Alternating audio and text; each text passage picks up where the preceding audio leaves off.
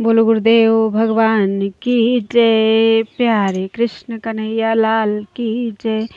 कार्तिक महात्म्य कथा 10वां अध्याय। सागर मंथन की कथा सुनकर किया क्रोध, चला जलंधर इंद्र से करने हेतु विरोध। नारद जी बोले, देवताओं को जीतकर जो राक्षस पाताल में जा बसे थे, वे जलंधर का आश्रय पाकर अब फिर भूमंडल में आकर रहने लगे। एक बार उस जलंधर ने राहु का सिर कटा हुआ देखकर उसका कारण शुक्राचार्य से पूछा। तब उन्होंने समुद्र मंथन और 14 रत्नों के हरण की कथा तथा दैत्यों के पराक्रम का शब वृत्तांत कह सुनाया। अपने पिता सागर के मंथन की बात सुनकर उसने क्रोध से लाल लाल आंख करके घसमर नामक अपने दूत को इंद्र के पास भेजा। वह दूत स्वर्ग में जाए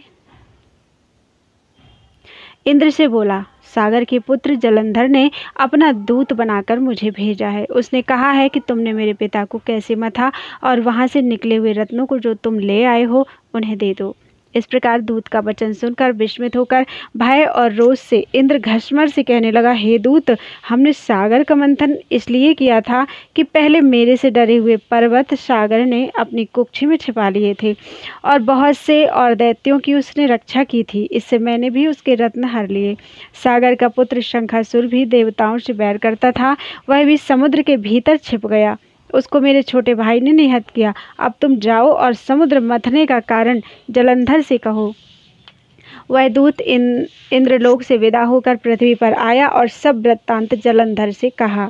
दैत्य क्रोध से फुफकारता हुआ देवताओं को जीतने के विचार से चारों दिशाओं तथा पाताल से करोड़ों दैत्य शुंभ निशुंभ आदि सेनाओं को साथ लेकर स्वर्ग में जाकर उसने नंदन वन में अधिकार कर लिया।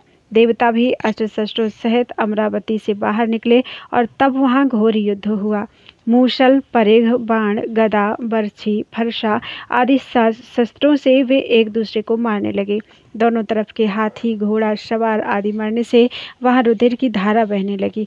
युद्ध में जितने दैत्य मरे उन सबको शुक्राचार्य ने मृत संजीवनी जल बरसाकर जिला दिया। देवताओं को पुनः जीवित देखकर जलंधर शुक्राचार्य से कहने लगा कि मरे हुए देवता फिर कैसे जी उठे। आपकी यह मृत संजीवनी विद्या तो और किसी जगह सुनी ही नहीं। शुक्राचार्य बोले, बृहस्पति जी ने द्रोणाचल से दिव्य औषधियां मंगाकर इन देवताओं को जिला दिया है, इसलिए तुम द्रोणाचल ही हर लाओ। नारद जी बोले, दैत्येंद्र ने यह सुनकर द्रोणागिरि को लाकर समुद्र में फेंक दिया और फिर संग्राम को आ गया। संग्राम में देवताओं को मरे हुए देखकर बृहस्पति द्रोणाचल के पास गए तो वहां वह था ही नहीं। द्रोणाचल को दैत्य हर ले गए। यह बात जानकर बृहस्पति जी भय से व्याकुल होकर बोले, यह महादैत्य जीतने में नहीं आवेगा, यह रुद्र के अंश से है। इंद्र ने जो कुछ किया था उसे याद करो। बृहस्पति की यह बात सुनकर सब देवता 10 दिशाओं को भाग गए। सागर के पुत्र जलंधर ने देवताओं को भागते हुए देखकर शंख भेरी का शब्द करते हुए अमरावती में प्रवेश किया। अब इंद्रादिक देवता उससे पीड़ित होकर सुमेरु पर्वत की कंदरा में रहने लगे। देवताओं को जीतकर जलंधर वहां राज करने लगा। तत्पश्चात शुंभादिक सब बड़े बड़े देवताओं के स्थानों पर अलग अलग नियत करके वह स्वयं सुमेरु पर्वत की ओर देवताओं से लड़ने चला। बोलो वृंदावन बिहारी लाल की जय।